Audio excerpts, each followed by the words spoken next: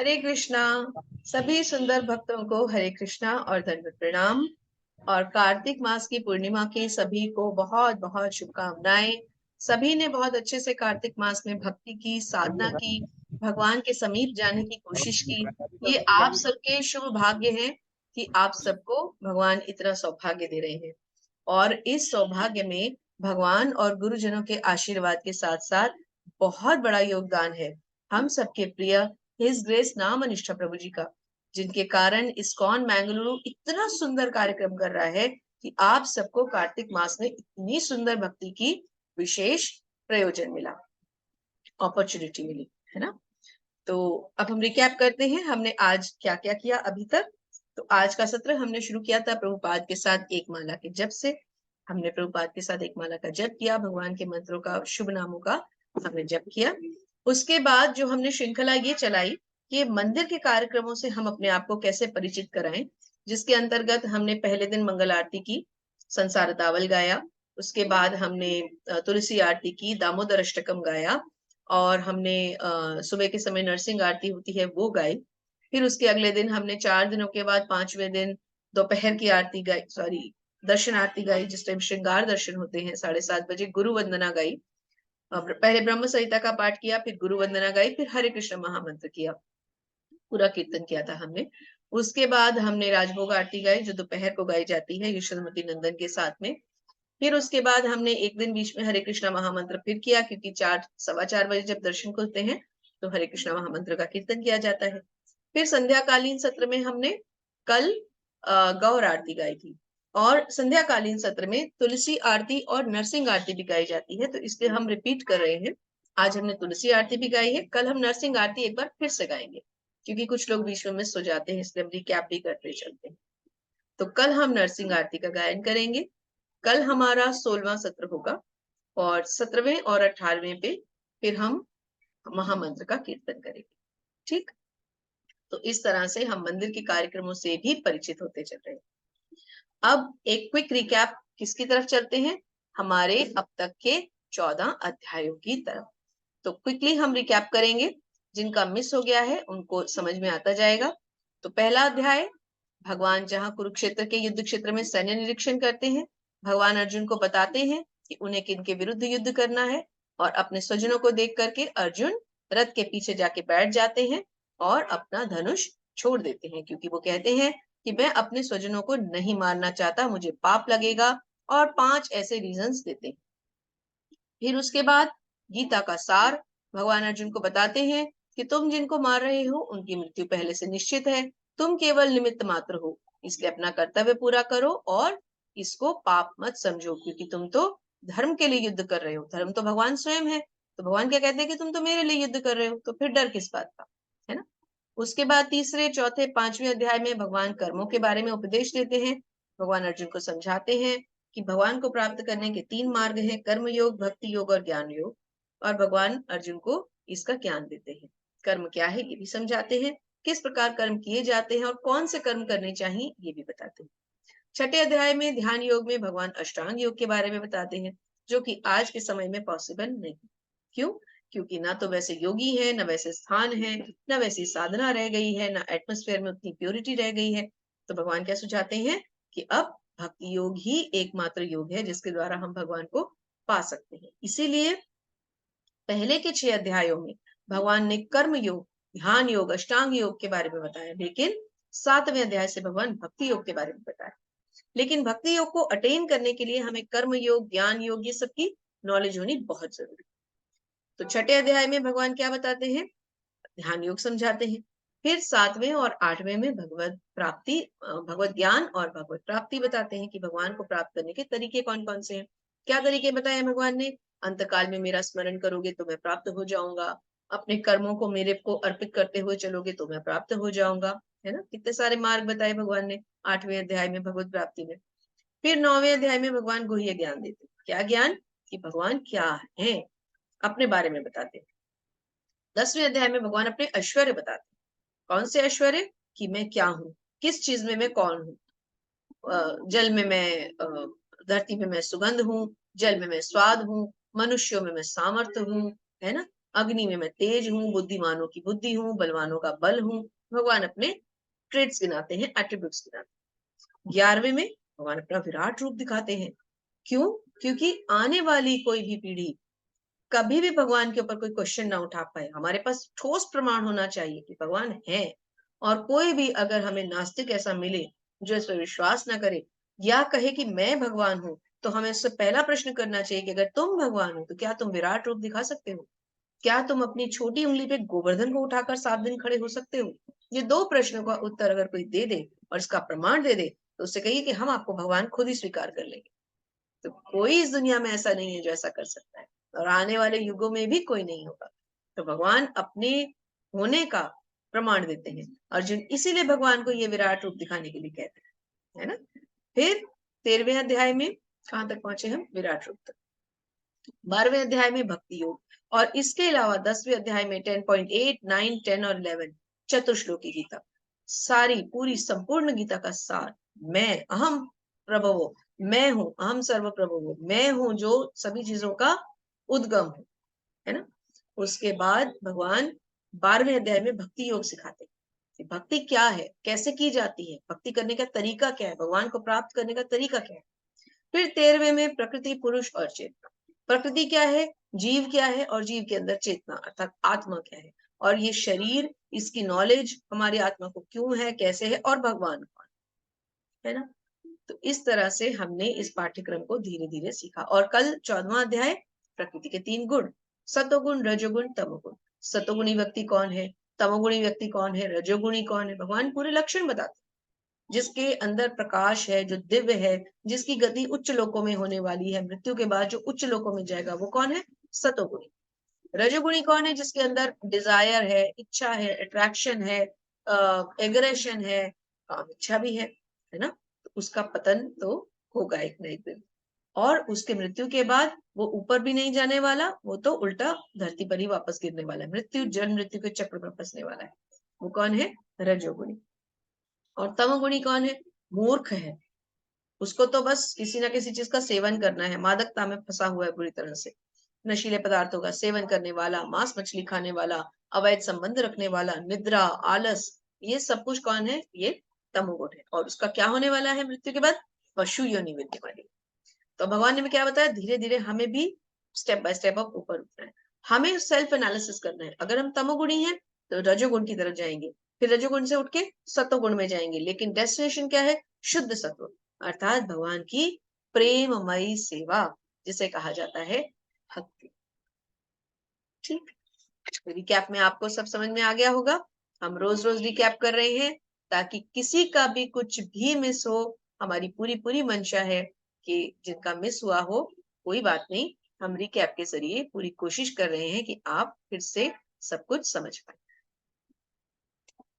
तो बहुत ही विशेष अध्याय आया है पुरुषोत्तम योग, और देखिए क्या सौभाग्य है, पूरे कार्तिक मास में इस अध्याय का पठन किया जाता है। बहुत सुंदर श्लोक है, और बहुत से लोग हैं, बहुत से सुंदर भक्त हैं जो इसे पूरे अध्याय में जो 20 श्लोक है उन्हें कंठस्थ भी कर ले।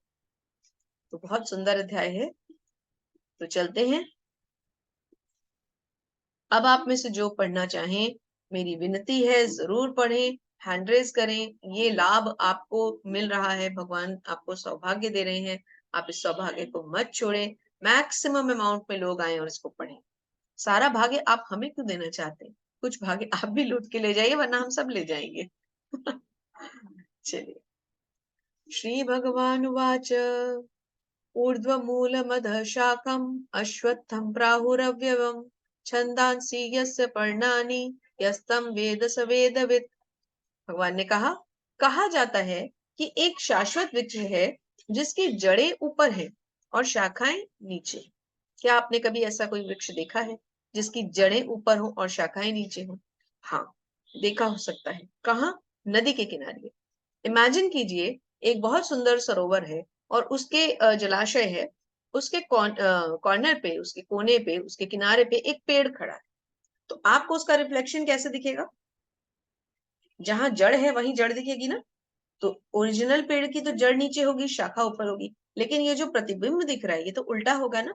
उसका जो रिफ्लेक्शन होगा वो तो परवेटेड होगा ना, उल्टा होगा ना। तो उसमें जड़ें कहाँ हो गई, ऊपर, और शाखाएं कहाँ आ गई, नीचे, है ना। तो ऐसा है भौतिक जगत। तो कहने का मतलब है आध्यात्मिक जगत सीधा पेड़ है और भौतिक जगत उसका परवेटेड रिफ्लेक्शन यानी उल्टा प्रतिबिंब। अब आपको एक बार में समझ में आ गया। शाखाएं नीचे की ओर हैं, पत्तियां वैदिक स्तोत्र हैं, जो उसकी पत्तियां हैं वो वेद है, वैदिक स्तोत्र है, और जो इस वृक्ष को जानता है वो वेदों का ज्ञाता है। हरे कृष्णा पूजा माता जी। माता जी एक बार रिपीट कर दीजिए ना वो। Okay, sure. तो एक ऐसा वृक्ष है, जैसे कि आप इसको इस तरह समझिए कि पेड़ जो एक है वो नदी के किनारे पे खड़ा है, जलाशय के किनारे पे। अब जैसे कि देखिए ये जलाशय है, ठीक है, और इस पे लेट्स से ये एक पेड़ है, ठीक है, ये जलाशय है जो मेरा हाथ है, और ये इस पे एक पेड़ है।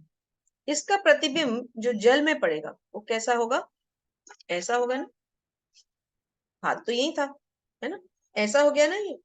तो अब क्योंकि यहाँ जल किनारा है, ऐसे था ना, तो यहाँ क्या हुआ, नीचे जड़ें हुई और ऊपर क्या हुई, शाखाएं हुई। लेकिन जब ये रिफ्लेक्शन नदी में पड़ा, ऐसे हो गया, तो जड़ें यहाँ से स्टार्ट होंगी और रिफ्लेक्शन नीचे आ गया, है ना, शाखाएं नीचे आ गई। तो यही बताया गया है, ये है आध्यात्मिक जगत जो सीधा है, और इस जल के नीचे ये जो इसका रिफ्लेक्शन है जो उल्टा है, ये है भौतिक जगत। इसकी जो शाखाएं हैं वो क्या है, वो वेद है। वेदों का जिसको ज्ञान होगा वो कौन होगा, ऐसा कौन होगा जिसको वेदों का ज्ञान होगा, डेफिनेटली वो ब्राह्मण हुआ, वो वैष्णव हुआ, वो शुद्ध सत्व में होगा, वरना वेदों का ज्ञान और किसको होगा, है ना। यही बताया जा रहा है कि जो इस वृक्ष को समझ लेता है वो वेदों का ज्ञाता है। धन्यवाद माता जी। धन्यवाद जी। पूजा माता जी। हरे कृष्णा। हरे कृष्ण माता जी। हरे कृष्ण माता जी, एक एक पैराग्राफ करके पढ़िए। इस भौतिक जगत के बंधन की तुलना अश्वत्थ के वृक्ष से की गई है। जो व्यक्ति सकाम कर्मों में लगा है, उसके लिए इस वृक्ष का कोई अंत नहीं है। वह एक शाखा से दूसरी में और दूसरी से तीसरी में घूमता रहता है। इस जगत रूपी वृक्ष का कोई अंत नहीं है, और जो इस वृक्ष में आसक्त है उसकी मुक्ति की कोई संभावना नहीं है। वैदिक स्तोत्र जो आत्मोन्नति के लिए है, वे ही इस वृक्ष के पत्ते हैं। इस वृक्ष की जड़ें ऊपर की ओर बढ़ती है, क्योंकि वे इस ब्रह्मांड के सर्वोच्च लोक से प्रारंभ होती है, जहाँ पर ब्रह्मा स्थित है। यदि कोई इस मोह रूपी अविनाशी वृक्ष को समझ लेता है, तो वह इससे बाहर निकल सकता है। हरे कृष्ण माता जी। हरे कृष्ण माता जी, बहुत बहुत धन्यवाद। तो इसके लिए हम एक बार पिछली स्लाइड पे दोबारा जाते हैं।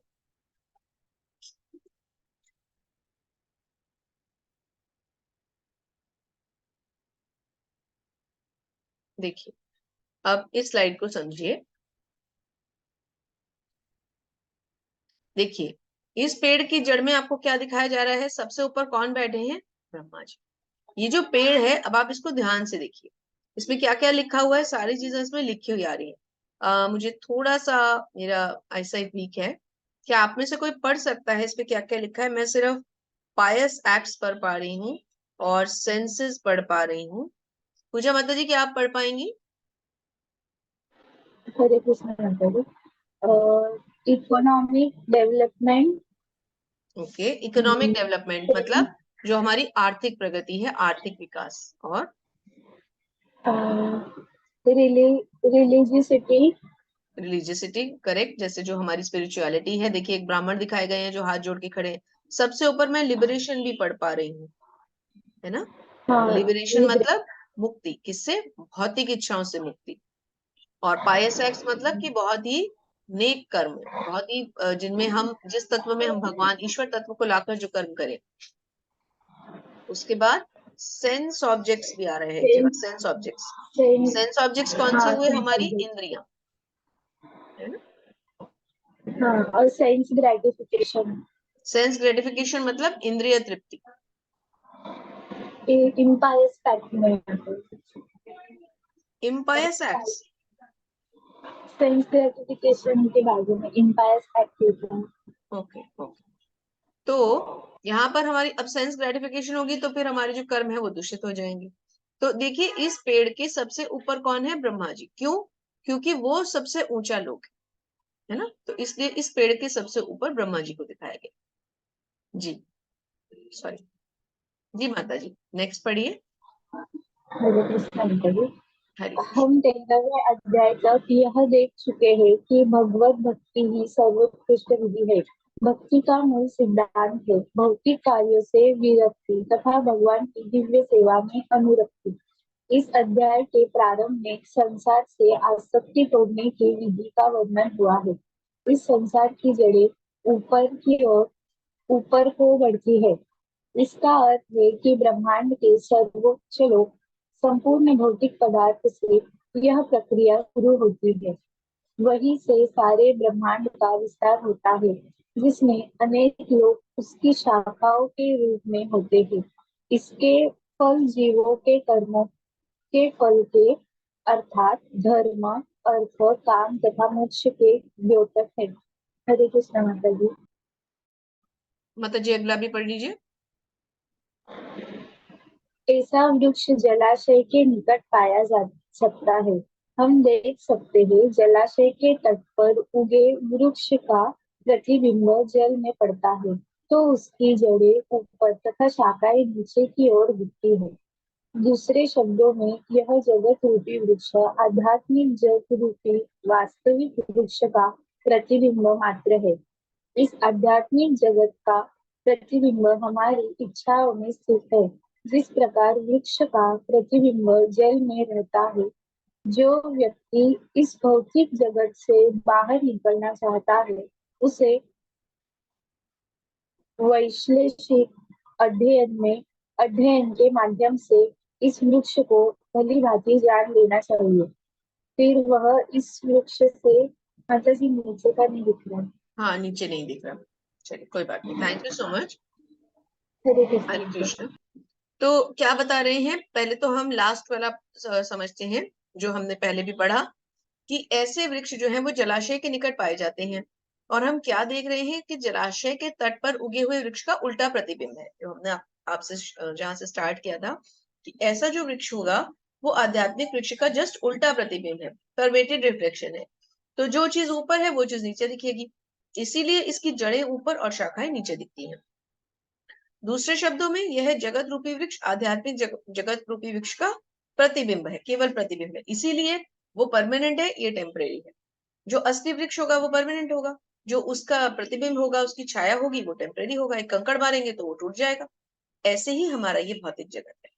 असली जगत हमारा आध्यात्मिक जगत है जो स्थिर है, परमानेंट है, लेकिन हम जिसमें रहते हैं ये टेम्परेरी। सृष्टि का तो एक दिन नाश हो जाना है, तो हम टेम्परेरी जगह ही तो रह रहे हैं, इसीलिए हमारी हर चीज टेम्परेरी है। क्या इस पूरे जगत में कोई एक चीज ऐसी है जो परमानेंट हो? एक्सेप्ट भगवान के, कुछ भी परमानेंट नहीं है ना। तो अब बीच वाला पैराग्राफ समझते हैं। भक्ति का मूल सिद्धांत क्या है? भौतिक कार्यों से विरक्ति और भगवान की सेवा में अनुरक्ति। अब इस लाइन को हम अभी अच्छे से एक बार रिपीट करके समझेंगे। आगे पहले समझते हैं। इस अध्याय के प्रारंभ से संसार के आसक्ति तोड़ने की विधि का वर्णन हुआ है। और नीचे क्या लिखा है? भौतिक पदार्थ से यह प्रक्रिया शुरू होती है, वही सारे ब्रह्मांड का विस्तार होता है जिसमें अनेक लोग उसकी शाखाओं के रूप में हैं। इसके फल जीवों के कर्मों के फल अर्थात धर्म, अर्थ, काम और मोक्ष के द्योतक है। तो हम इस अध्याय में क्या सीखने वाले हैं? भक्ति का मूल सिद्धांत। और भक्ति का मूल सिद्धांत क्या है कि हमें दो चीजें समझनी पड़ेगी। क्या? जितनी इंपॉर्टेंट हमारी भौतिक इच्छाओं से मुक्ति है अर्थात उनको उनका त्याग है, उतना ही इंपॉर्टेंट हमारा भगवान के प्रति आसक्ति भी है। आप एक चीज पे नहीं रह सकते। सपोज आपने भौतिक इच्छाओं का तो त्याग कर दिया, लेकिन भगवान के प्रति आपकी आसक्ति नहीं जागी, तो फिर क्या फायदा? और अगर उल्टा हो जाए कि भगवान के प्रति तो आपने आसक्ति जगा ली, लेकिन साथ ही साथ मटेरियल डिजायर्स भी आपको घेर के खड़ी है, तो फिर क्या फायदा? तो ये दोनों हमारे साइमल्टेनियस पैरेलल प्रोसेस। जैसे जैसे हमारी पदार्थ मीन्स मटेरियल चीजों से, जैसे जैसे पदार्थ से हमारी विरक्ति होती है, विरक्ति मीन्स वैराग्य, मतलब डिसोसिएशन होता है, वैसे वैसे भगवान की तरफ एसोसिएशन होता है, धीरे धीरे भगवान के प्रति आसक्ति। ये बहुत इंपॉर्टेंट लाइन है। ये सांख्य योग का मूल सिद्धांत है। सांख्य योग आप पढ़ेंगे बार बार। सांख्य योग क्या है? यही है सांख्य योग, कि पदार्थ से विरक्ति, भगवान में आसक्ति।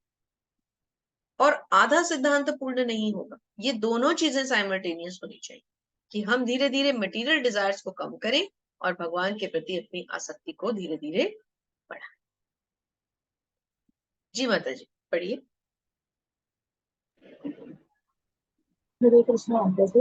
हरे इस वृक्ष की शाखाएं ऊपर तथा नीचे फैली हुई है और प्रकृति के 3 गुणों द्वारा पोषित है। इसकी टहनियाँ इंद्रिय विषय है। इस वृक्ष की जड़ें नीचे की ओर भी जाती है, जो मानव समाज के सकाम कर्मों से बंधी हुई है। बंदी हरे हुई। कृष्ण। हरे कृष्ण। इस वृक्ष की शाखाएं ऊपर है, ऊपर भी फैली हुई है, नीचे भी फैली हुई है। बहुत बड़ा वृक्ष है ना, तो शाखाएं ऊपर भी है, नीचे भी, और प्रकृति के तीनों गुणों द्वारा पोषित है। अब इस वृक्ष की जो शाखाएं हैं, उनका पोषण कौन कर रहा है? प्रकृति के 3 गुण। प्रकृति के 3 गुण क्या है? सतोगुण, रजोगुण, तमोगुण। तो जब तमोगुण भी आ गया, रजोगुण भी आ गया, तो इंद्रिय विषय तो अपने आप ही आ गए। तो इसकी जो टहनियां हैं, क्योंकि वो प्रकृति के 3 गुणों द्वारा पोषित है, इसलिए इंद्रिय विषय कहा गया है।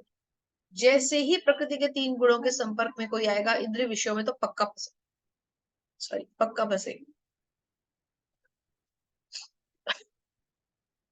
इस वृक्ष की जड़ें नीचे की ओर भी जाती है, जो मानव समाज के सकाम कर्मों से बनी हुई है।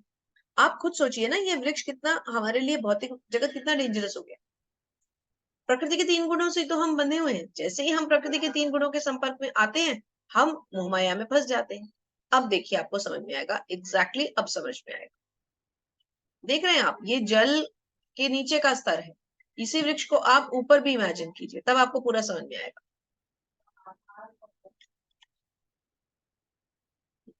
परवेटेड रिफ्लेक्शन है ना, उल्टा है ना। तो ये है भौतिक जगत, और इसके ऊपर जो ओरिजिनल था वो था हमारा, क्या था? आध्यात्मिक जगत। और उसके टॉप पे कौन बैठे थे? ब्रह्मलोक के ब्रह्मा जी, वो सर्वोच्च लोक। चलिए, सुजल प्रभु जी, हरे कृष्णा। और भी लोग पढ़ें, और आप जो दोनों पढ़ रहे हैं, हैंड डाउन बिल्कुल मत करें। बहुत सारा पढ़ना है आज, है ना। हरे कृष्ण कार्तिक माता मास जी। की पूर्णिमा है, सब भर भर के लूटें। भगवान दे रहे हैं अपॉर्चुनिटी छप्पड़ फाड़ के। हाँ माता जी। जी, पढ़िए प्रभु जी। इस वृक्ष के वास्तविक स्वरूप का अनुभव इस जगत में नहीं किया जा सकता। कोई भी नहीं समझ सकता कि इसका आदि कहाँ है, अंत कहाँ है, या इसका आधार कहाँ है। लेकिन मनुष्य को चाहिए कि इस दृढ़ मूल वाले वृक्ष को विरक्ति के शस्त्र से काट गिराए। तत्पश्चात उसे ऐसे स्थान की खोज करनी चाहिए जहां जाकर लौटना ना पड़े, और जहां उस भगवान की शरण ग्रहण कर ली जाए, जिससे अनादिकाल से प्रत्येक का सूत्रपात तथा विस्तार होता आया है। हरे कृष्ण माता जी। हरे कृष्ण प्रभु जी। तो क्या बता रहे हैं? इस वृक्ष के वास्तविक स्वरूप का अनुभव इस जगत में नहीं किया जा सकता। हम कैसे समझ सकते हैं? हम एक पेंटिंग के द्वारा समझने की कोशिश कर रहे हैं। हम क्या ओरिजिनल फॉर्म को कभी समझ पाते हैं? आध्यात्मिक जगत क्या है, हम कैसे समझेंगे? हमने देखा तो है नहीं, और जिस चीज को देखा नहीं है, हम इसको केवल इमेजिन ही कर सकते हैं। तो इसको इतने अच्छे से हम समझ नहीं पाते। और अगर कोई इसको काटना चाहता है, इस भौतिक इच्छा वाले वृक्ष को कोई काटना चाहता है, तो उसका हथियार क्या है? इसीलिए देखिए, कटा हुआ वृक्ष दिखा है। उसका हथियार क्या है? ज्ञान और वैराग्य। मेन है वैराग्य, विरक्ति। इस वृक्ष को वैराग्य नामक शस्त्र से काटा जा सकता है। वैराग्य का क्या मतलब है? डिसोसिएशन। वैराग्य का मतलब ये नहीं है कि हम सन्यासियों वाला चोला पहन के इधर उधर घर से भाग जाए। डिसोसिएशन मटेरियल डिजायर्स, ये नहीं है कि हमें भौतिक जगत को छोड़ देना है या हमें अपने आप को नष्ट कर लेना है। नहीं, हमें अपनी मटेरियल डिजायर्स, थोड़ी सी इच्छाओं को जो है कंट्रोल में रखना है। क्यों? क्योंकि जरूरत से ज्यादा इच्छा करेंगे, कल को वो पूरी ना हो पाई तो हम बहुत ज्यादा, हमारा क्रोध निकलेगा। क्रोध से काम वासना आएगी, काम वासना के पीछे और क्रोध आएगा, मोह बढ़ेगा, लालच बढ़ेगा, हम बहुत फंसते ही चले जाएंगे। फ्रस्ट्रेशंस बढ़ती हैं। अब तो सब यंग स्टूडेंट्स हैं, प्रोफेशनल्स हैं कुछ आप में से, आप तो डेली यूज में इन सब चीजों को देखिए, आमने सामने देखते भी हैं, रूबरू होते हैं आप ऐसी सिचुएशंस। होता है ना, जब गुस्सा फ्रस्ट्रेशन बढ़ती है तो क्या होता है, हम गलत ही करते हैं, नेगेटिव हो जाते हैं, डिस्ट्रक्टिव हो जाते हैं। तो हमें कंस्ट्रक्टिव रहना है, पॉजिटिव रहना है। पॉजिटिव रहने के लिए क्या करना है, जो भी कर्म करने हैं भगवान को अर्पित करते हुए। अब एक छोटी सी चीज है, आप अगर भोग लगा के खाएंगे तो गलत खाना कैसे खाएंगे? भगवान को क्या भोग में मांस अर्पित करेंगे? नहीं ना। इसका मतलब धीरे धीरे आप मांसाहार छोड़ देंगे। तो आ गई ना जीवन में शुद्धता। जहां आपने मांस छोड़ दिया, लहसुन प्याज छोड़ दिया, चाय कॉफी का नशा छोड़ दिया, शुद्धता अपने आप आ गई। तो कृष्ण भावनामृत इसीलिए हमें हेल्प करता है। हम इतने बड़े बड़े ग्रंथों के पीछे ना भागे, केवल भगवत गीता को समझने की कोशिश करें। और जब हम भगवत गीता को समझ लेते हैं, फिर हम श्रीमद् भागवतम का अध्ययन करें। पर्याप्त है ये दो ग्रंथ हमारे जीवन को बदलने के लिए। चलिए आगे चलते हैं। न तद्भासये सूर्यो न शशांको न पावकः यद्वत्ता न निर्बध्ये तद्धाम परमं मम। यस प्रभु जी। हरे कृष्ण माता जी। हरे कृष्ण। वो मेरे परम धाम न तो सूर्य या चंद्र के द्वारा प्रकाशित होता है और न अग्नि या बिजली से।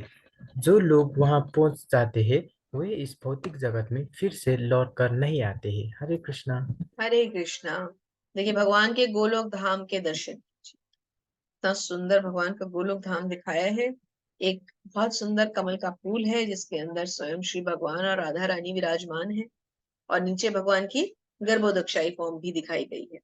और ये जो छोटे छोटे आप बबल्स देख रहे हैं, ये क्या है? ये छोटे छोटे ब्रह्मांड, कई सारे, इनमें से एक हमारा ब्रह्मांड। तो ये जो आप देख रहे हैं एक जीव जो रॉकेट टाइप से निकलते हुए भगवान के धाम में जा रहा है, ये कौन है? ये वो शुद्ध आत्माएं हैं जिनको की भगवान के पास जाने का लाइसेंस मिल गया है ना। तो ये शुद्ध सत्व वाले लोग हैं। ये जैसे हमारे गुरुदेव श्रील प्रभुपाद हैं, ऐसे शुद्ध लोग जिनकी गारंटी है कि भगवान के धाम को प्राप्त। और जो इस धाम में जाते हैं वो फिर वहां से वापस गिर के भौतिक जगत में दुखालय में शाश्वतम में नहीं आते। भगवान क्या कह रहे हैं? वह मेरा परम धाम सूर्य चंद्र के द्वारा प्रकाशित नहीं है। वहां अग्नि बिजली की क्या आवश्यकता, भगवान के नेत्र ही तो हैं। सॉरी, सूर्य चंद्र के द्वारा प्रकाशित है, वहां बिजली और लाइट की जरूरत नहीं है। भगवान के नेत्र क्या है? सूर्य और चंद्र, उन्हीं के द्वारा प्रकाशित है। वहां लाइट की क्या फैसिलिटी लगानी, वो बिजली के खंभे लगाने की जरूरत नहीं है। ममेवांशो जीवलोके जीवभूतः सनातना मनुष्ठानि इंद्राणि प्रकृति स्थानि कर्षति। कौन पढ़ रहे थे? कंटिन्यू करें। हरे कृष्ण माता जी। इस बद्ध जगत में सारे जीव मेरे शाश्वत अंश है।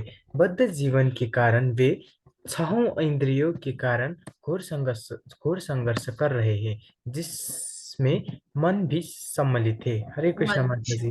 हरे कृष्ण। बद्ध जगत में सारे जीव मेरे शाश्वत अंश। भगवान क्या बता रहे हैं? हम बद्ध जगत में है ना, भौतिक जगत मतलब बद्ध जगत। बद्ध क्यों कहा गया है? क्योंकि यहाँ पर जीव जो है वो बद्ध रहता है, बंधा रहता है ना। तो भगवान क्या कह रहे हैं कि इस बद्ध जगत में सारे जीव मेरे शाश्वत अंश हैं। तो हम लोग कौन है? हम भगवान के अंश हैं, के दास हैं, हम उनके अंश। हमारा अपना कोई अस्तित्व नहीं है। जिस प्रकार अग्नि से जो स्फुलिंग निकलते हैं, चिंगारियां निकलती हैं अग्नि से, जब वो अग्नि से अलग हो जाती है तो उनका अस्तित्व खत्म है ना। जैसे बहुत बड़ी अग्नि कहीं जल रही है और उसमें से छोटी छोटी चिंगारियां जो है वो निकल रही हैं। तो जब वो चिंगारियां निकलती हैं तो फिर उन चिंगारियों का निकलने के बाद अस्तित्व खत्म हो जाता है ना। मेन अग्नि तो जलती रहती है, चिंगारियों का अस्तित्व खत्म हो जाता है क्योंकि वो अपने मूल से, अपने ओरिजिन से अलग हो जाती है। ऐसे ही जीव क्योंकि भगवान से अलग होकर के इस धराधाम पे आ जाता है तो उसका भी अस्तित्व जीरो रह जाता है। उसका केवल एक ही पहचान है कि वो भगवान का नित्य दास है। और माता जी, वो भगवान के धाम में सूर्य और चंद्र से प्रकाश आता है या बिना उनके आता है माता जी? सूर्य और चंद्र से प्रकाश आता है। अदरवाइज जो अन्य प्रकाश के स्तोत्र हैं, जैसे हमारे भौतिक जगत में बिजली से आता है, लाइट से आता है, हम सोलर एनर्जी प्लांट्स लगाते हैं।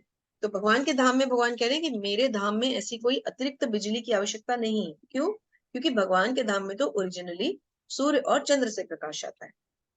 वो शायद मैंने वो स्लाइड में बिना उनके प्रकाश आता है ऐसा कुछ देखा था।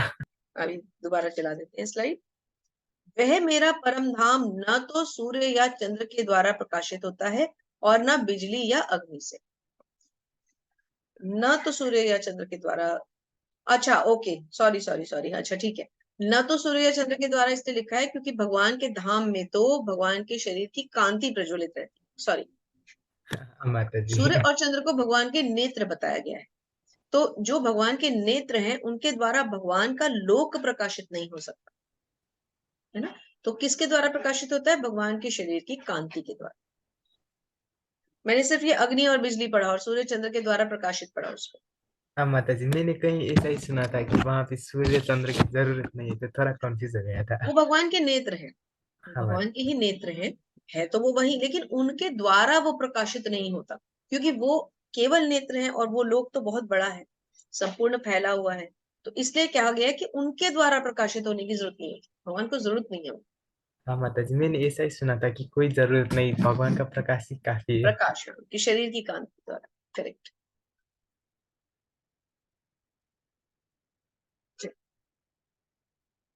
नेक्स्ट पे चलते हैं। शरीरम यद्वा प्रोति यच्चाप्युक्तात् कमीश्वरः गृहीत्वा तानि संयाति वायुर्गंधानि वाशयात्। इस संसार में जीव अपनी देहात्म बुद्धि को एक शरीर से दूसरे शरीर में उसी तरह ले जाता है जिस प्रकार वायु सुगंध को ले जाती है। इस प्रकार वह एक शरीर धारण करता है और फिर इसे त्याग कर दूसरा शरीर धारण करता है। तो क्या बताया गया है? देहात्म बुद्धि क्या होती है? देहात्म बुद्धि, जीव अपनी देहात्म बुद्धि को एक शरीर से दूसरे शरीर में ले जाता है। जब जब जीव ट्रैवल करता है, मृत्यु के पश्चात जो आत्मा होती है जब वो ट्रैवल करती है एक शरीर से दूसरे शरीर में, तो मन बुद्धि और अहंकार स्थूल शरीर के द्वारा दूसरे शरीर में भी जाते हैं। देखिए हमने आपसे बहुत शुरू में एक चीज बताई थी कि इसी शरीर के अंदर दो प्रकार के शरीर होते हैं, एक स्थूल और एक सूक्ष्म। स्थूल शरीर नश्वर है, उसका नाश हो जाता है, लेकिन सूक्ष्म शरीर क्या है? मन बुद्धि और अहंकार। तो ये जो सूक्ष्म शरीर होता है, मन बुद्धि और अहंकार, ये देह के खत्म होने के बाद दूसरे शरीर में चला जाता है। आत्मा जाती है ना, आत्मा के साथ में मन बुद्धि और अहंकार भी ट्रैवल करते हैं। तो एक चीज जानकर हमें बहुत प्रसन्नता होती है यहाँ पर, और ये प्रश्न भी उठना चाहिए कि क्या मन सेम रहता है? यस, मन सेम रहता है। कितने ही करोड़ों वर्षों से जो सृष्टि चली आ रही है, जो भी जीव आज की डेट में यहाँ मौजूद है, वो वही सब है ना जिन्होंने भगवान से स्वतंत्रता मांगी और वो उनके धाम को छोड़ के इस धाम में आ गए। लेकिन वो मन योनियां बदलने के, शरीर की योनियां बदली जा रही है पर मन की योनि चेंज नहीं होती। हो सकता है पिछले जन्म में हम शुकर हो, कुकर हो, और क्या हो, हम पौधा हो, पेड़ हो, पहाड़ हो, जल हो, कुछ भी ऐसी चीज हो, लेकिन मन चेंज नहीं होता। मन बुद्धि और अहंकार साथ में सेम ही ट्रैवल करते हैं। ये बहुत बड़ा पॉइंट है जो आपको यहाँ पर सीखने को मिला है, और इसको आप हमेशा याद रखिए कि मन नहीं बदलता। कहीं ना कहीं ये प्रश्न आपको क्लिक करेगा, कहीं ना कहीं आप सोचेंगे इस बारे में। हरे कृष्ण माता जी, तो इसका मतलब अगर हमने मन को भगवान के प्रति लगा दिया तो अगले अगर दूसरा जन्म भी लेंगे तो उसमें भी हम हमारा मन भगवान के प्रति आश्रय होगा। हाँ बिल्कुल, तभी तो कहते हैं कि भक्ति कभी जीरो नहीं होती। यही तो कारण है उसका, उसका मूल कारण यही है। क्या कहते हैं कि भक्ति एक ऐसा अकाउंट है जो कभी जीरो पे नहीं आता, क्योंकि जहां तक भी मनुष्य गया होता है वो वहीं से शुरू हो जाता है। अर्जुन ने भगवान से ये प्रश्न भी किया था ना। हाँ माता जी। अर्जुन ने कहा था कि उस योगी का क्या होता है जो भक्ति करने के बाद अगर उसका पतन हो जाए, उस योगी का क्या होता है? तो भगवान ने दो उत्तर दिए थे। भगवान ने क्या कहा था? अगर वो योगी छोटे काल तक रहा हो भक्ति में और उसका पतन हो जाए तो उसका क्या होता है? अगले जन्म में उसे धनी कुल मिलता है, अच्छा संस्कारी कुल मिलता है, और वहीं से उसकी भक्ति का अकाउंट फिर से शुरू हो जाता है। क्योंकि देखिए अगर वो निम्न योनि में जाएगा, उसको मनुष्य की योनि नहीं मिलेगी, और हो सकता है उसको बहुत ही गरीब घर में जन्म मिले, तो कहीं ना कहीं उसकी भक्ति में बाधाएं भी आएंगी। लेकिन अगर वो धनी कुल में पैदा होता है तो उसको बेसिक ही अपॉर्चुनिटीज मिल जाती है, तो कहीं ना कहीं वो जल्दी उस तरफ जाता है। और जो योगी लंबे समय तक भक्ति में रहने के बाद जिसका पतन होता है, उसका क्या होता है? उसे वैष्णव के वैष्णव। घर जन्म हाँ मिलता है, माता जी। भक्त के घर जन्म मिलता है, जैसे कि श्रील प्रभुपाद को मिला। श्रील प्रभुपाद क्या कहते हैं? श्रील प्रभुपाद कहते हैं कि क्योंकि हमारे पिता जो थे वो इतने ही बड़े भक्त थे जितने कि हमें हमसे भी बड़े, वो उनको उनसे भी बड़े मानते हैं। तो इसलिए प्रभुपाद को अपने पिता जैसे महान भक्त के घर में जन्म मिला और प्रभुपाद ने इतना कुछ किया। हरे कृष्ण माता मन जी। चेंज नहीं होता। एक और बात बहुत अच्छी लगती है कभी कभी सोचने में कि अगर हम वही जीव हैं तो इसका मतलब जब चैतन्य महाप्रभु आए आज से 700 साल पहले, हम तब भी थे, क्योंकि मन तो सेम था। कहीं ना कहीं हम भी कुछ ना कुछ बन के उस टाइम घूम रहे होंगे ना। क्योंकि अगर ये भक्ति हमें पूर्ण करके भगवत धाम ले गई होती तो हम आज यहाँ क्या कर रहे होते। हम नहीं गए इसलिए तो योनियां बदल रही हैं हमारी। और इसका मतलब हम तब भी थे जब भगवान स्वयं धराधाम पे थे, हाँ माता जी, मैं भी ये सोच रहा हूँ। है ना।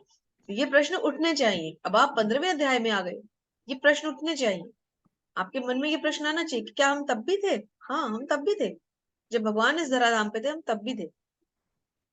5,500 साल पहले हम तब भी थे।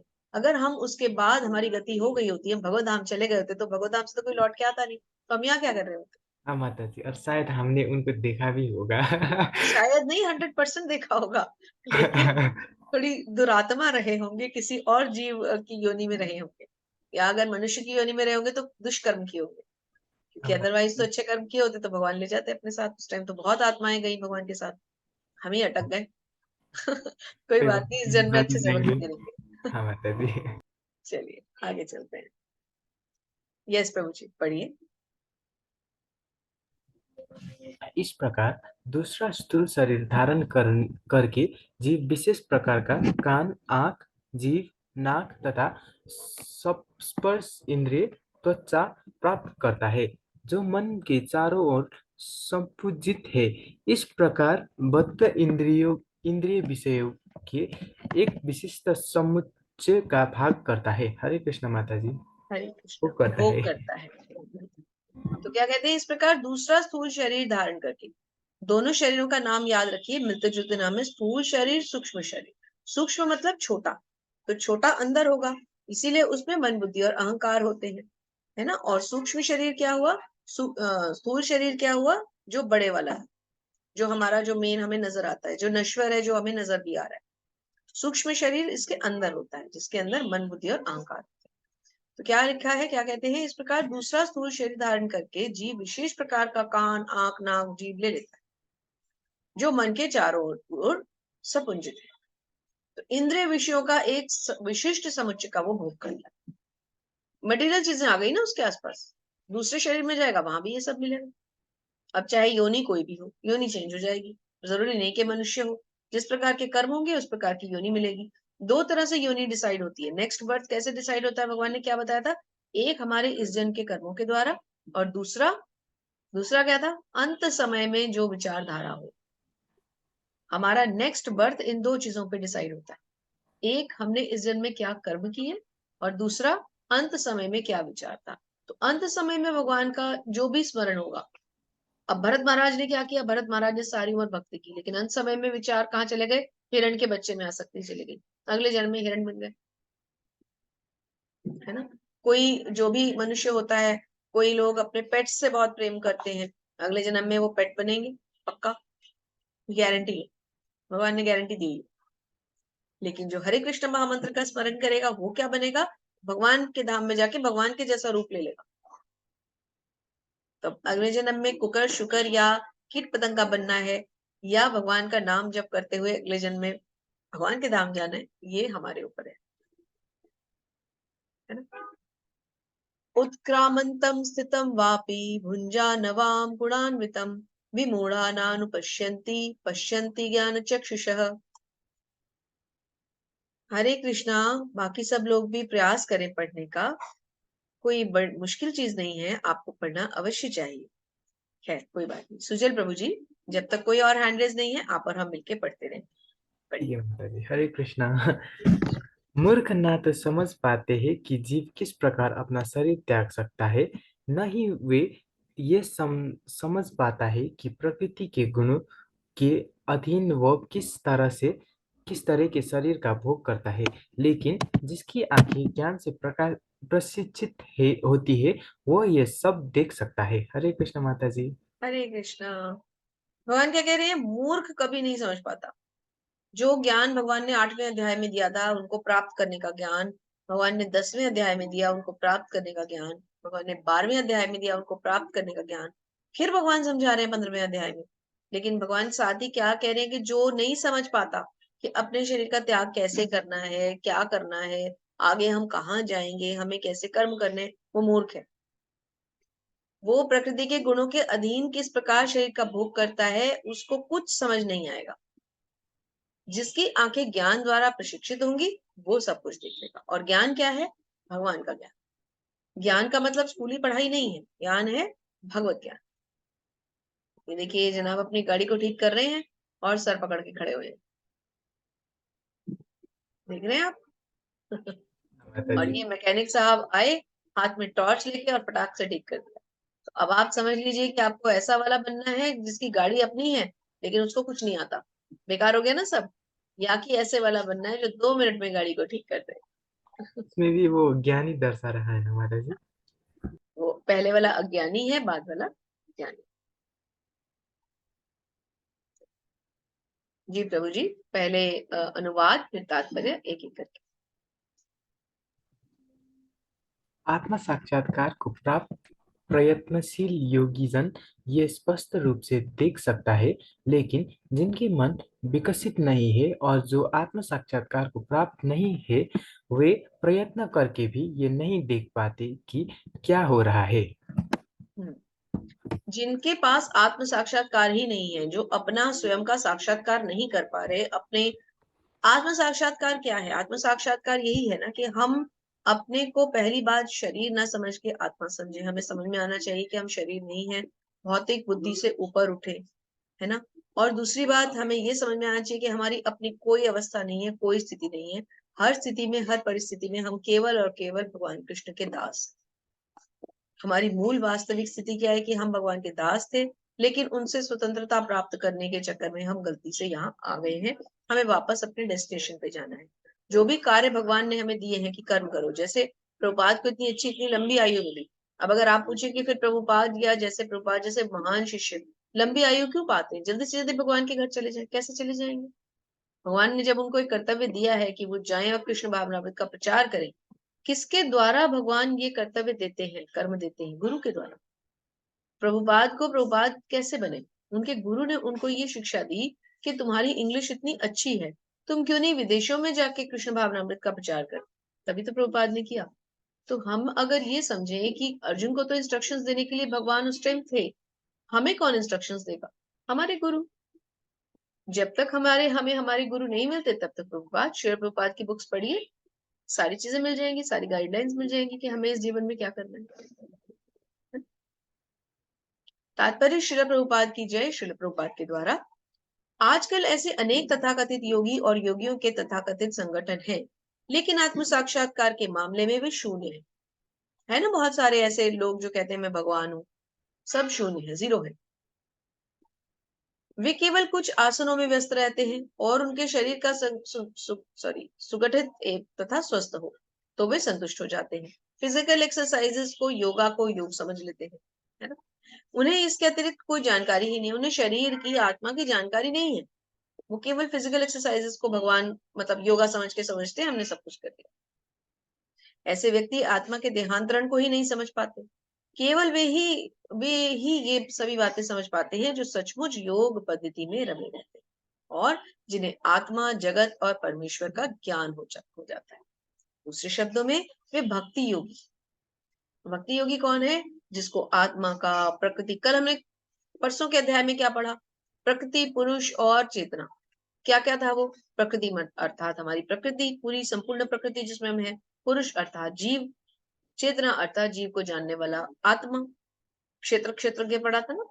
यही बता रहे कि किस तरह से हमें समझना है इन छोटे छोटे तत्वों। ये इंपॉर्टेंट है हमारे लिए। गामाविश्य च भूतानि धारयाम्यहं मोजसा पुष्णामि चौषधी सर्वा सोमो भूत्वा रसात्मकः। मैं प्रत्येक लोक में प्रवेश करता हूँ और मेरी शक्ति से सारे लोग अपनी कक्षा में स्थित रहते हैं। मैं चंद्रमा बनकर समस्त वनस्पतियों को जीवन रस प्रदान करता हूँ। तो आप खुद सोचिए, पृथ्वी की ऑर्बिट है, मून की ऑर्बिट है, इवन सन की ऑर्बिट है, हर ग्रह की ऑर्बिट है। कैसे अपनी अपनी जगह पे खड़े रहते हैं? अब साइंटिस्ट कहते हैं कि फोर्स ऑफ ग्रेविटेशन, गुरुत्वाकर्षण शक्ति के द्वारा, लेकिन उस गुरुत्वाकर्षण शक्ति को कौन उन्हें प्रोवाइड करता है ना? So there has to be a supreme power. हमें ये मानना ही पड़ेगा कि कोई सुप्रीम पावर है जो उनको ये शक्ति दे रही है।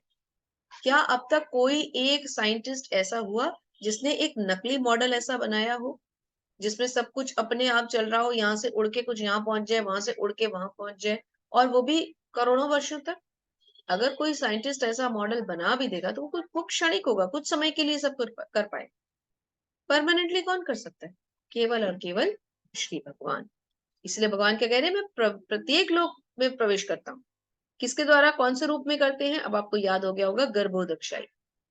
गर्भोदक्षाई विष्णु के रूप, और उन्हीं की शक्ति से सारे लोग अपनी अपनी कक्षा यानी ऑर्बिट्स पे रहते हैं, और चंद्रमा बन के भगवान वनस्पतियों को जीवन का रस प्रदान करते हैं। अहम वैश्वानरो भूत्वा प्राणिनां देहमाश्रितः प्राणापान समायुक्ता पंचाम्यन्न चतुर्विधम। मैं समस्त जीवों के शरीरों में पाचन शक्ति हूँ। वैश्वानर मतलब पाचन शक्ति, और श्वास प्रश्वास में प्राणवायु। इसमें रहकर मैं 4 प्रकार के अन्नों को पचाता। तो 4 प्रकार के अन्न होते हैं, आप तात्पर्य में पढ़ सकते हैं। खाने वाले मतलब जो चबाने वाले, निगले जाने वाले, पीने वाले, चूसने वाले, 4 प्रकार के अन्न होते हैं। तो भगवान क्या कहते हैं, मैं समस्त जीवों के शरीरों में पाचन शक्ति। तो हम जो भोजन पचाते हैं, हमारे भी उदर में जो पाचन शक्ति है, एक अग्नि रहती है हमारे अंदर, पाचन अग्नि जिसे कहते हैं, वैश्वानर जिसे कहते हैं, भगवान कहते हैं मैं वो हूँ। तो हम समझ, जो खाना हम खा रहे हैं ना, वो भी भगवान की शक्ति द्वारा पचाया जा रहा है। और प्राण वायु में रहकर मैं अन्न को पचाता हूँ, चारों प्रकार के, जो खाने लायक है मतलब चबाने लायक, जो चूसने लायक है, जो निगलने लायक है, और जो पीने लायक। सर्वस्य चाहं हृदि सन्निविष्टो मत्तः स्मृति ज्ञानरमोपहनं च वैदेषु सर्वैरहमेव विद्यो वेदांत कृद्वेव दविदेव चाहम्। ओके, पूजा माता जी पढ़िए। हरे कृष्णा। हरे कृष्णा माता जी। हरे कृष्ण। मैं प्रत्येक जीव के हृदय में आसीन से ही स्मृति, ज्ञान तथा विस्मृति होती है। मैं ही वेदों के द्वारा जानने योग्य हूँ। निसंदेह मैं वेदांत का संकलन करता तथा समस्त वेदों का जानने वाला हूँ। हरे कृष्णा माता। हरे कृष्ण। देखिए कितना इंपॉर्टेंट श्लोक है। भगवान क्या बता रहे हैं, मैं प्रत्येक जीव के हृदय में आसीन हूँ। अब हमें याद होना चाहिए 15.15 में, क्योंकि अगर हमसे कोई पूछे कि आप कहते हो भगवान परमात्मा के रूप में हमारे हृदय में स्थित है, भगवान ने कहाँ कहा है? 15.15, भगवान ने नंबर भी इतना इजी दे दिया है जो कि हमें याद रहेगा।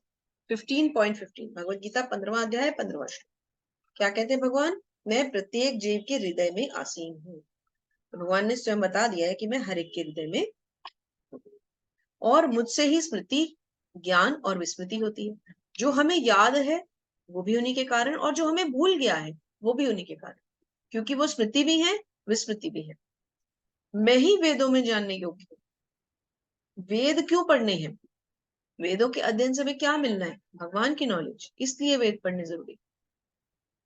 और मैं ही समस्त वेदों का जानने वाला हूँ। आप देख रहे हैं कितने अच्छे श्लोक हैं। क्या आपने इतनी पढ़ाई की होगी अब तक, ये सब चीजें आपको समझ में आती हैं? सुजल प्रभु जी, हरे हरे कृष्णा। माता जी। हरे कृष्ण माता जी। पढ़िए। हाँ, जीव 2 प्रकार है, च्युत और अच्युत। भौतिक जगत में प्रत्येक जीव च्युत क्षर होते हैं और आध्यात्मिक जगत में प्रत्येक जीव अच्युत कहलाते हैं। हरे कृष्ण माता जी। माता जी म्यूट, आप म्यूट में ही माता जी। सॉरी। तो क्या हुआ ये च्युत और अच्युत? च्युत होता है क्षर, अच्युत होता है अक्षर। तो च्युत क्या हुआ? भौतिक जगत का जीव जिसका नाश हो जाना है, उसको कहते हैं क्षर, च्युत।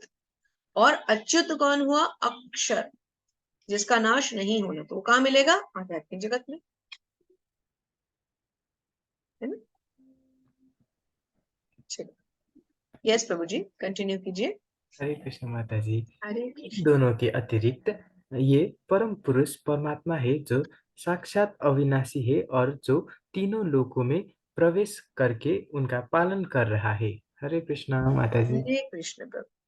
इन दोनों के अतिरिक्त एक परम पुरुष परमात्मा है। देखिए उन परम पुरुष परमात्मा के दर्शन कीजिए। कितना सुंदर रूप है भगवान, कितना सुंदर नीले रंग का वर्ण है, ऊपर मोर मुकुट है, कमल जैसे नेत्र हैं, वैजंती माला है, कैसे भगवान खड़े हुए हैं, कितने सुंदर लग रहे हैं, है ना।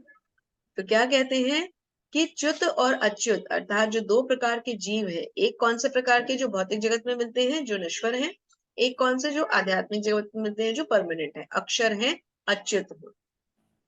इन दो प्रकार के जीवों के अतिरिक्त कौन है? एक परम पुरुष परमात्मा जो साक्षात है, अविनाशी है, तीनों लोकों में प्रवेश कर सकता है, वो उनका पालन कर रहा माता जी तीनों लोगों मतलब ये पृथ्वी स्वर्ग नरक या। है। एक्चुअली तो सभी लोकों में होना चाहिए यहाँ पे, हाँ माता जी। यहाँ पर सभी लोकों में होना चाहिए, जैसे इससे पहले आपने श्लोक में पढ़ा था ना, सभी लोगों में। हाँ माता जी। पर तीनों लोकों में इसलिए कह दिया जाता है क्योंकि जो हमने 14 तरह के लोक पढ़े, उसमें जो ऊपर के लोक हैं, पृथ्वी लोक से ऊपर जो है 6 लोक, वो अलग ले लिए जाते हैं। सातवां पृथ्वी लोक मतलब एक जो 6 वाले हुए, फिर एक सातवां जो पृथ्वी लोक है, और एक जो नीचे के 7 है वो अलग हो जाते हैं। तो ऐसे ऊपर के, बीच का और नीचे के, पृथ्वी लोक सेंटर में, उससे ऊपर 6 और उसके नीचे 7, इसलिए तीनों लोक कह दिया जाता है। कहते हैं ना आकाश, पृथ्वी और पाताल, माता जी समझ आ गया। इसलिए बोल देते हैं। लेकिन भगवान के लिए तो हर लोक में प्रवेश होना चाहिए, प्रत्येक लोक में, पिछले श्लोक में लिखा भी था प्रत्येक लोक। हाँ माता जी वही तो ये सभी और।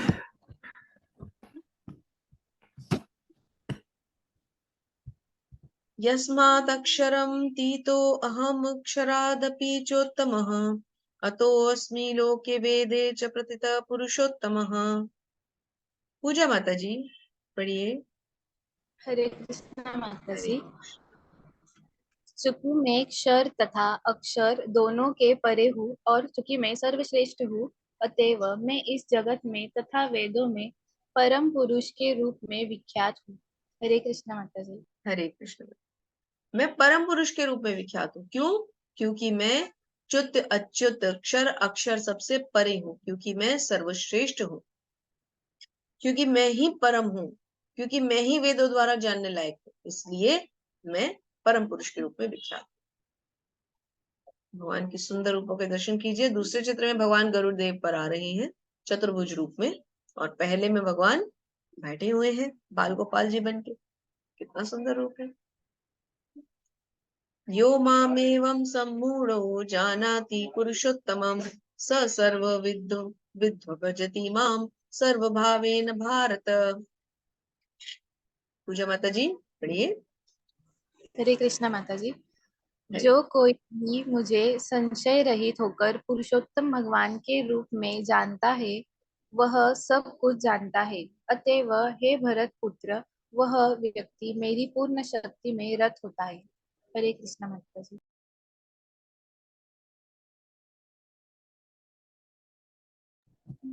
सॉरी। जो कोई भी मुझे संशय रहित होकर जानता है, अर्थात भगवान के होने पर जिसको कोई संशय नहीं है, कोई डाउट नहीं है, जो पूरी श्रद्धा और निष्ठा के साथ मुझे जानता है, और किस रूप में? पूर्ण पुरुषोत्तम भगवान के रूप में, वो सब कुछ जानता है।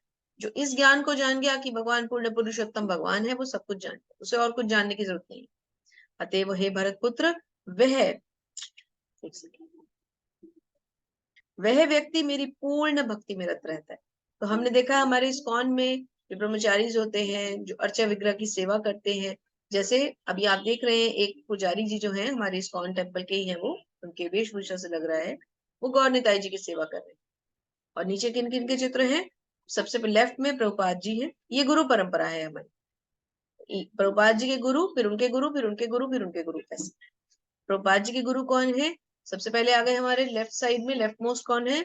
श्री प्रभुपाद। फिर श्रील भक्ति सिद्धांत सरस्वती ठाकुर महाराज, प्रभुपाद के गुरु। फिर श्रील गौर किशोर दास बाबा जी महाराज, ये कौन हुए? प्रभुपाद के गुरु। मतलब श्रील भक्ति सिद्धांत सरस्वती ठाकुर महाराज के गुरु कौन हुए? गौर किशोर दास बाबा जी महाराज। उनके गुरु कौन हुए? श्रील भक्ति विनोद ठाकुर महाराज। और जो भक्ति विनोद ठाकुर महाराज हैं वो भक्ति सिद्धांत सरस्वती ठाकुर महाराज के पिता थे, है ना। मतलब उनके पिता उनके गुरु के भी गुरु हैं। सोचिए उनके पिता का दर्जा कितना ऊंचा हुआ। और इनके जो पांचवा होते हैं गुरु परंपरा में श्री जगन्नाथ दास बाबा जी महाराज, वो इनके भी गुरु होते हैं। तो ये 5 गुरु ऐसे ही श्रृंखला में रखे जाते हैं।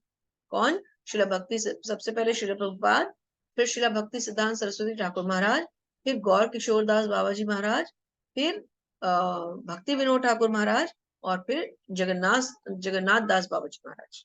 ऐसे ही सीरीज में रखे जाते हैं, लेफ्ट टू राइट। दूसरे चित्र में भगवान दिखाए गए हैं और नीचे शिव जी दिखाए गए हैं। तो शिव जी भी भगवान के परम भक्त हैं और सबसे उत्तम वैष्णव है। भगवान क्या कहते हैं? इति गुह्यतम शास्त्रम इदम मुक्तम मया नघ एतद् बुद्ध्वा बुद्धिन अस्यान्तकृत कृतश्चित् भारत। सुजल प्रभु जी। हरे कृष्ण माता जी। हे अनंत, यह वैदिक शास्त्रों का सर्वाधिक गुप्त अंश है जिसे मैंने अब प्रकट किया है। जो कोई इसे समझता है वह बुद्धिमान हो जाएगा और उसके प्रयास पूर्ण होंगे। हरे कृष्ण माता जी। हरे कृष्ण। भगवान क्या कह रहे हैं कि मैंने तुम्हें ये गुहत्तम ज्ञान दिया। अब देखिए, पहले गुह्य ज्ञान दिया, फिर बीच में गुहत्तर ज्ञान दिया, अब गुहत्तम ज्ञान देता। मैंने तुमने सबसे बड़ा ज्ञान दे दिया। क्या है सबसे बड़ा ज्ञान? फिर से पढ़िए।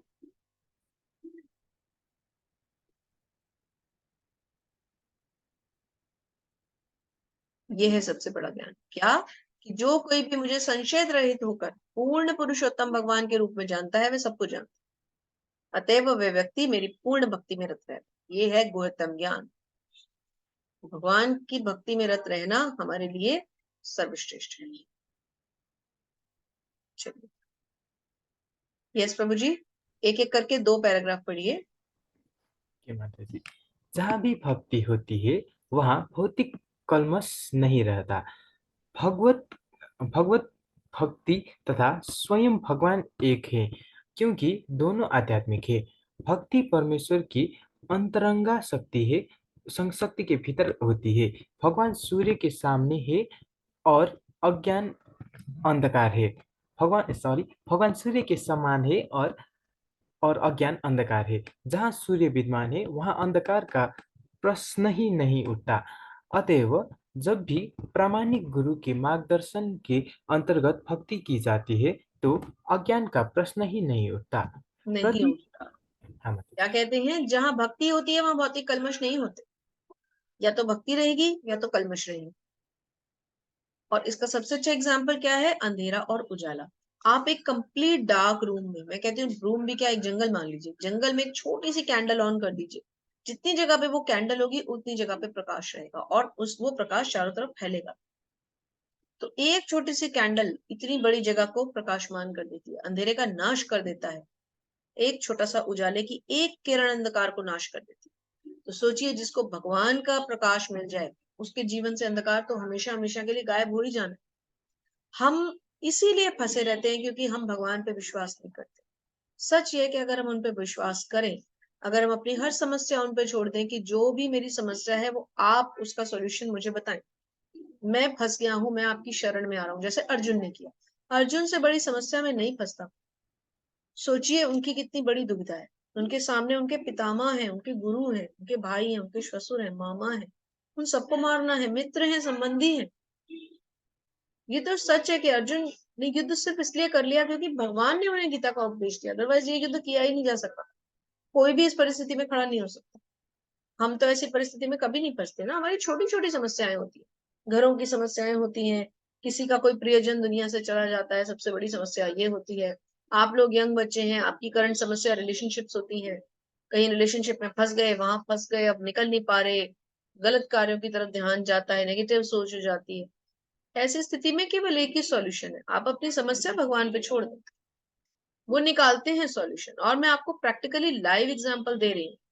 मेरी भी अपनी जीवन की कुछ समस्याएं हैं, लेकिन जब से मैंने भगवान पे पूर्ण विश्वास करके उनको उन पे छोड़ना शुरू किया है, आप यकीन मानिए मेरी समस्याएं खत्म होती जा रही है। आप भी आजमा के देखिए। क्यों? क्योंकि यही सबसे बड़ा एग्जाम्पल है जो प्रभुपाद ने दिया कि जहां प्रकाश की एक किरण भी होती है वहां से अंधकार खत्म हो जाता है। तो जिसके जीवन में भगवान का प्रकाश आ गया उसका अंधकार तो अपने आप ही मिट जाए। यस प्रभु जी, पढ़िए। हरे कृष्ण माता जी। प्रत्येक व्यक्ति को चाहिए कि इस प्रत्येक व्यक्ति को चाहिए कि इस कृष्ण भावनामृत को ग्रहण करे और बुद्धिमान तथा शुद्ध बनने के लिए भक्ति करे। जब तक कोई कृष्ण को इस प्रकार नहीं समझता और भक्ति में प्रवृत्त नहीं होता, तब तक सामान्य मनुष्य की दृष्टि में कोई कोई कितना बुद्धिमान क्यों न हो, वो पूर्णतया बुद्धिमान नहीं है। हरे कृष्णा।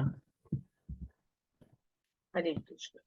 तो बुद्धिमान व्यक्ति कौन है? जो कृष्ण भावनामृत को ग्रहण कर ले। क्योंकि कृष्ण भावनामृत हमें क्या करेगा? हमारी इंद्रियों को हमें कैसे भगवान की भक्ति में लगाना है, मन को कैसे कंट्रोल करना है, ये सिखाएगा। मन को कंट्रोल करने का क्या तरीका है? मन को भगवान की भक्ति में लगाओ। लेकिन ये तो एक बुकिश नॉलेज है, इसको प्रैक्टिकली कैसे करें वो हमें कृष्ण भावनामृत सिखाता है। नवदा भक्ति सिखाई हमें कृष्ण भावनामृत से, समझ में आई ना? कैसे इंद्रियों को लगाना है? आंखों से भगवान के दर्शन करने हैं, कानों से भगवान की कथाओं का श्रवण करना है, जो अभी आप लोग कर रहे हैं, इतने सुंदर भक्त हैं आप सब। हाथों से भगवान का भोग बनाना है, पैरों से चल के मंदिर जाना है, बुद्धि से भगवान का स्मरण करना है, नाक से भगवान के फूल सूंघने हैं, और हाथों से मंदिर मार्जन करना है, मंदिर की सफाई करनी है, अर्च विग्रह की सेवा करनी है, भगवान के वस्त्र बदलने हैं। कितना कुछ करना है हमें।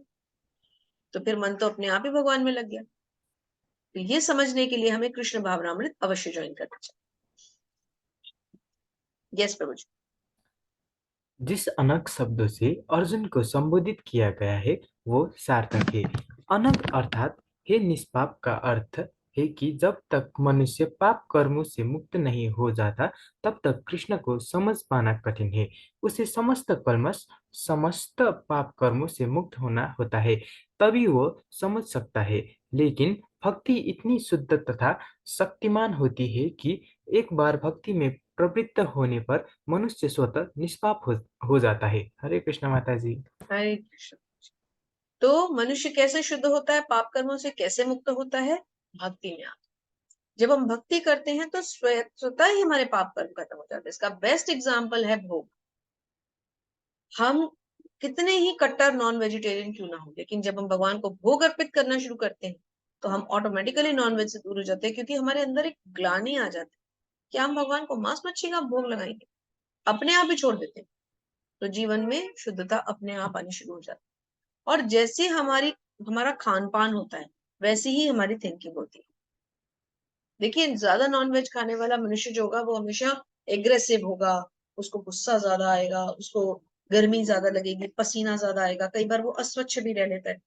शुद्ध सत्व में रहने वाले या इवन सत्व में रहने वाले नहीं कर पाते।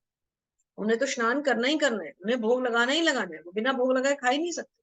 और जब आप ये पहन लेते हैं कंठी माला, तो फिर तो आप समझ लीजिए भगवान के चरणों से बंध गए। इसीलिए तुलसी माला पहनने और तुलसी माला का जप आ गया, क्योंकि उसमें तुलसी महारानी इन्वॉल्व है। तुलसी महारानी ऐसी भक्ति देती है हमें कि बस वो बांध ही देती है हमें भगवान के चरणों से। हरे कृष्ण प्रभु जी, लास्ट एक और पढ़ दीजिए। हाँ माता जी, जो आपने एग्जाम्पल दिया ना वो मैं भी उसी एग्जाम्पल है। पहले मैं बहुत खाता था, तो जब से भगवान को भोग लगाना शुरू किया तो बहुत बुरा अपने लगता आप है। ही छूट गया। हाँ माता जी, ऐसा लगता है पहले तो पता नहीं था तो वो जाने देते, पर अब जब पता है पाप है तो वो नहीं करना चाहिए। बिल्कुल प्रभु जी, ऐसा ही होता है। क्योंकि हम जब भगवान की भक्ति करना शुरू हो जाते हैं तो हमारे अपने आप कलमश दूर हो जाते हैं। ये बेस्ट एग्जाम्पल। हरि और बोल। और जब से वो सब मांस मच्छी छोड़ी है तो ऐसा लगता है कि सेल्फ इम्प्रूवमेंट हुआ है, कि बहुत अपने आप पे थोड़ा कंट्रोल सा है। भगवान ने आपको बुद्धि दी, आपने सही समय पर इन सब चीजों को छोड़ दिया। हरि बोल। जी प्रभु जी।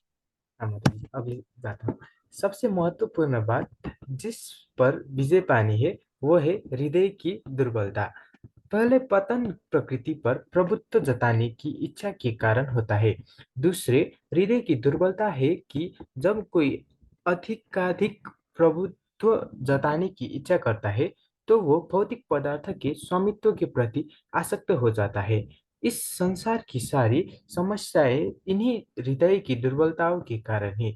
इस अध्याय के प्रथम 5 श्लोकों में हृदय की इन्हीं दुर्बलताओं से अपने को मुक्त करने की विधि का वर्णन हुआ है और 36 श्लोक के अंतिम श्लोक तक पुरुषोत्तम योग की विवेचना हुई है। हरे कृष्णा माता जी। हरे कृष्ण। बहुत बहुत धन्यवाद। तो सबसे इम्पोर्टेंट क्या है, किस पे विजय पाना? मन पे विजय पाना। सब चीजों का कारण है मन। मन जब इधर उधर, और मन बहुत चंचल है, मन बहुत चंचल है। भगवान अर्जुन ने क्या कहा था कि मैं वायु का वेग तो मोड़ सकता हूँ, बहती हुई हवा का रुख मोड़ सकता हूँ, पर मन को कंट्रोल नहीं कर सकता। मन इतना चंचल है, मन इतना भागता है। क्यों? क्योंकि मन क्या होता है, मन एक जगह टिक के नहीं बैठता, चंचल होता है, इधर उधर भटकता है। तो क्या बताया है, सबसे इंपॉर्टेंट, सबसे जरूरी है मन पर विजय पाना। और मन पर विजय कैसे पाई जाती है? कृष्ण भावनामृत के द्वारा। क्यों? मन को वैसे आप कैसे कंट्रोल करेंगे? मन को भगवान की भक्ति में लगा दीजिए। नवदा भक्ति का कोई भी एक अंग ले लीजिए, पढ़े थे ना, स्मरणम, श्रवणम, पाद सेवनम, आत्मसाख्य, आत्मसंयम, साख्यम, वंदनम, अर्चनम, पढ़े थे ना हमने। तो वही चीजें हैं, वैसे आप कुछ भी पकड़ लीजिए। जैसे आपने श्रवण ले लिया, अब सबसे इंपॉर्टेंट चीज है, आप सुन रहे हो, श्रवण है। और कानों से तो जो एक बार अंदर चला गया वो बाहर भी नहीं आएगा, एग्जिट पॉइंट भी नहीं है उसमें, अंदर ही है बस, बाहर नहीं आएगा। तो कानों से जो आप ज्ञान अंदर लेके जा रहे हैं वो अमृत है जो आप पी रहे हैं इस टाइम। भगवत गीता जो आप पढ़ रहे हैं ना, आप जो इस समय पार्टिसिपेंट्स, मैं आपको नमन करती हूँ, जो लोग जुड़े हुए हैं शुरू से अब तक, मैं नमन करती हूँ आप सबको। ये आप बहुत भाग्यशाली है कि भगवान आपको ये ज्ञान दे रहे हैं। भगवत गीता पढ़ना कोई सामान्य विषय नहीं है, ये इसको कोई भी पढ़ ले, बहुत गूढ़ है ये, भगवान का गुरुतम ज्ञान है। जिस पर भगवान का आशीर्वाद होगा, कृपा होगी, वही इसे पढ़ेगा। नहीं होगी तो अपने आप बीच में छोड़ के भाग जाएंगे, परिस्थिति ऐसी बन जाएगी कि आप नहीं पढ़ पाएंगे। तो इस गुरुतम ज्ञान को जानने वाले सभी बहुत ही भाग्यशाली हैं, और सबको हमारा कोटि कोटि दंडवत प्रणाम।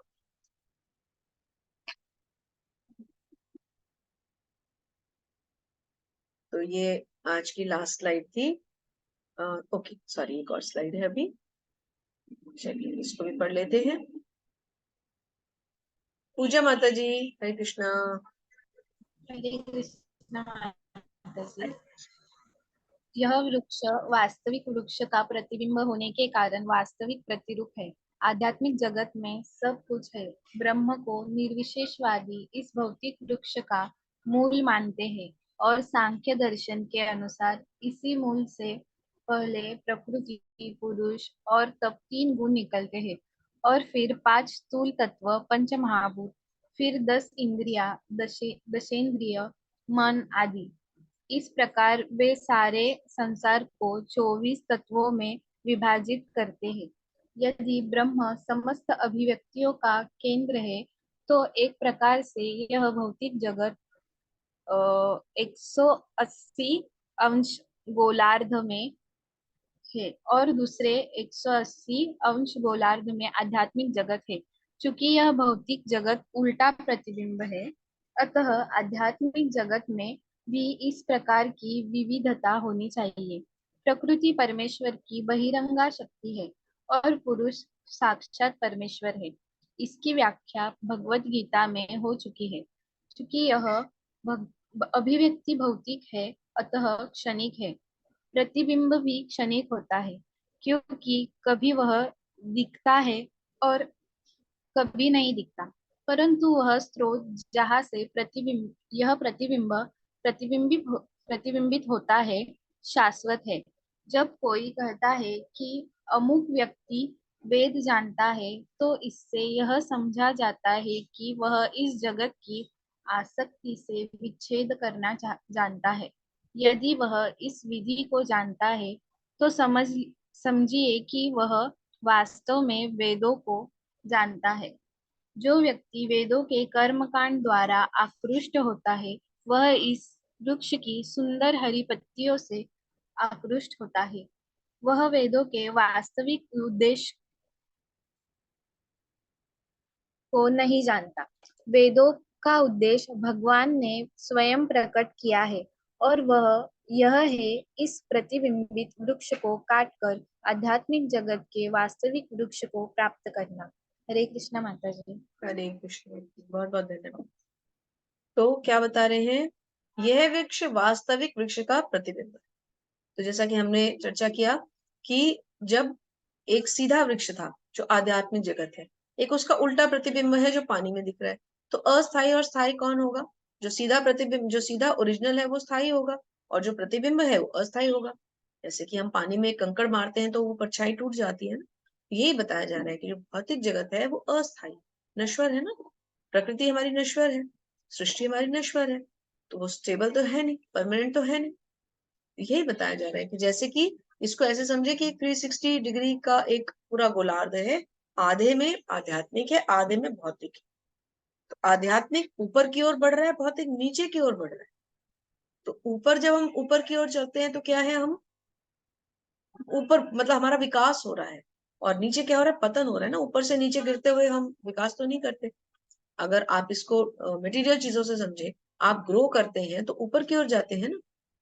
आपका जो ग्रोइंग पैटर्न या ट्रेंड या ग्राफ होता है वो ऊपर की ओर जाता है ना। जो ग्राफ ऊपर से नीचे आए वो क्या होगा, वो तो डिक्रीजिंग होगा, डिक्लाइनिंग होगा, वो ग्रोइंग तो नहीं हुआ ना।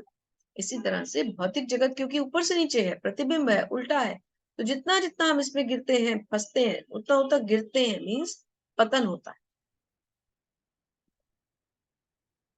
तो इस वृक्ष की पत्तियां जितनी मर्जी हरी दिखें, लेकिन ये है प्रतिबिंब, इनमें ज्यादा हमें फंसना नहीं चाहिए, ओरिजिनल में फंसना चाहिए, इस परवर्टेड रिफ्लेक्शन में नहीं फंसना चाहिए।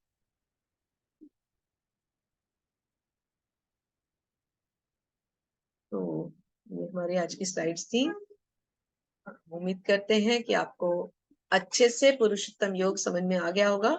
ये भगवान का बहुत ही सुंदर अध्याय है, और कार्तिक मास में इसकी ये महिमा है कि आप इसको रोज पढ़ते हैं कार्तिक मास में। तो अब तो जैसे कार्तिक मास खत्म हो गया, आप में से जो लोग भी अब इस सत्रों से जुड़े हैं वो डेली इस का पठन पाठन करने की कोशिश करें। चाहे एक श्लोक से आप शुरुआत करें, लेकिन भगवत गीता को आपको जीवन में ऐसा लाना है कि आपको उसे रोज पढ़ना है या एटलीस्ट सुनना है। अगर आप क्लासेस ज्वाइन करें, यूट्यूब के माध्यम से हमारे बहुत सारी क्लासेस अपलोडेड हैं, आप उनको सुने, चाहे श्रवण से करें चाहे स्वयं पढ़ें, पर भगवत गीता आपके पास अब हमेशा रहनी चाहिए। किसी का कोई क्वेश्चन है तो आप पूछ सकते हैं। हरे कृष्णा। सुजल प्रभु जी।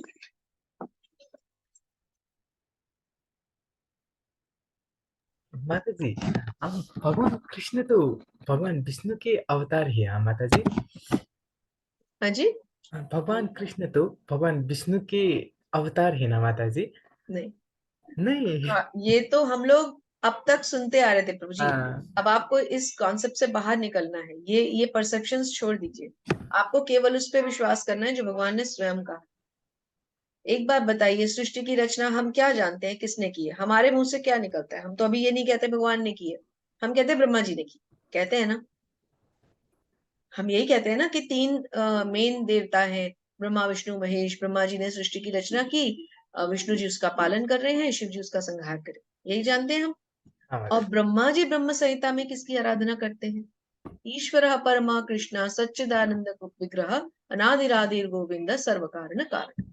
भगवान कहते हैं मैं उस आदि पुरुष कृष्ण का मैं पूजा करता हूँ। तो आदि पुरुष जब स्वयं ब्रह्मा जी कृष्ण को कह रहे हैं, तो हम विष्णु जी को क्यों मानते हैं? फिर गोलोक चार्ट देखिए, गोलोक ऊपर है, फिर उसके नीचे गोलोक से जब भगवान के उस चित्र के नीचे आइए, वहां दिखाया जाता है, जहां सृष्टि दिखाई जाती है, वहां भगवान अपने क्षीर सागर में लेटे हो, और वहां लेटे हैं वो विष्णु रूप में। और तीन प्रकार से उनका फिर आगे विस्तार है, महाविष्णु, गर्भोदक्षाई विष्णु, क्षीरोदक्षाई विष्णु। तो पहली बात, अवतार नहीं है, विस्तार है। वो विष्णु, महाविष्णु, क्षीरोदक्षाई विष्णु, गर्भोदक्षाई विष्णु भगवान के अवतार नहीं है, विस्तार है। विस्तार यानी? भगवान तो स्वयं अवतरित होते हैं अलग अलग विस्तारों में। विष्णु जीवन के भगवान ने कोई अवतार नहीं लिया, कृष्णा ने कोई अवतार नहीं लिया विष्णु जीवन। कृष्ण अपने ही रूप में प्रकट होते हैं। ये जो युगों का चक्र है, इनमें एक मनवंतर ऐसा आता है जिसमें भगवान स्वयं आते हैं। अभी जो चल रहा है 7वां मनवंतर, इसीलिए भगवान हमें दिखे, इस बार आए भगवान।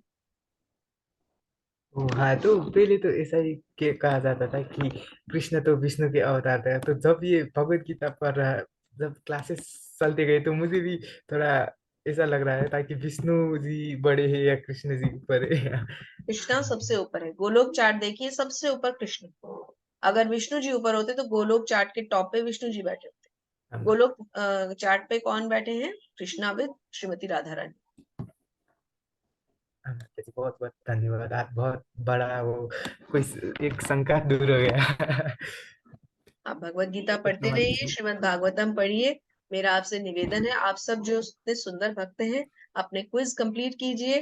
3 दिन रह गए हैं, अपने क्विज को कंप्लीट करके अपना सर्टिफिकेट लीजिए और जल्दी से भागवतम की क्लास में आइए। हम आपको वहीं मिलेंगे, फिर साथ साथ पढ़ेंगे भागवतम। आप भी पढ़ा हो क्या माता जी? नहीं नहीं प्रभु जी, मैं तो खुद पढ़ रही हूँ। नहीं तो हम 5वें स्कंद पे हैं अभी। आप हमारे साथ 5वां स्कंद ज्वाइन करें और फर्स्ट स्कंद से अपने आप धीरे धीरे पढ़ते पढ़ते उसको कंटिन्यूशन को कंप्लीट करें। जरूर माता जी, जी माता जी। हरे कृष्णा। हरे कृष्ण। और किसी का कोई प्रश्न? तो हम विराम देते हैं। आज का सत्र बहुत सुंदर था, आप सबने बहुत पेशेंस से सुना और भगवान का पुरुषोत्तम योग आपको बहुत सारी भक्ति दे, यही हमारी शुभकामनाएं हैं।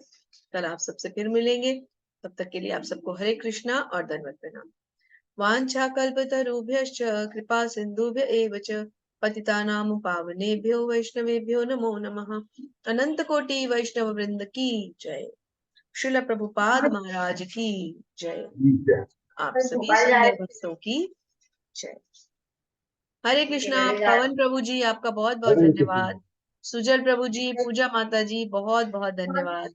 नीरज प्रभु जी आपका और प्रतीक प्रभु जी का भी बहुत बहुत धन्यवाद। हरे कृष्णा। और आपको भी बहुत बहुत धन्यवाद माता जी। Hare Krishna. Thank you so much. Hare Krishna. जी हरे कृष्णा। हरे कृष्णा। हरे कृष्ण। हरे कृष्णा।